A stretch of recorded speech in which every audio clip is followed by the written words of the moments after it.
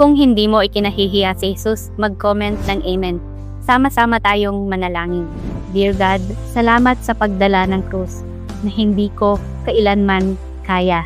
Dahil sa iyong sugat, napatawad ako sa aking mga kasalanan. Tinanggap mo ang sakit upang matangkap ko ang kapatawaran. Sa pamamagitan ng iyong sakripisyo, hindi mo ako hinatulan. Sa iyong kaligtasan, ako ay naligtas. Sa iyong mga bisig, natagpuan ko ang kapayapaan. Sa iyong pag-ibig, nakakuha ako ng lakas. Sa iyong biyaya, natutunan kong magpatawad sa iba. Sa iyong paggabay, handa akong magpatuloy sa pagsunod. Mahal kita, Jesus. Lahat ng papuri ay sa iyo. Aking tagapagligtas, aking hari. Akin walang hanggang minamahal. Lord, mahal kita at nangangako akong ibabahagi ang panalangin ito sa aking mga kaibigan at parangalan ang iyong pangalan. Kung mahal mo si God at hindi ka nahihiya sa Kanya, sana makita rin ito ng iyong pamilya at mga kaibigan. Amen.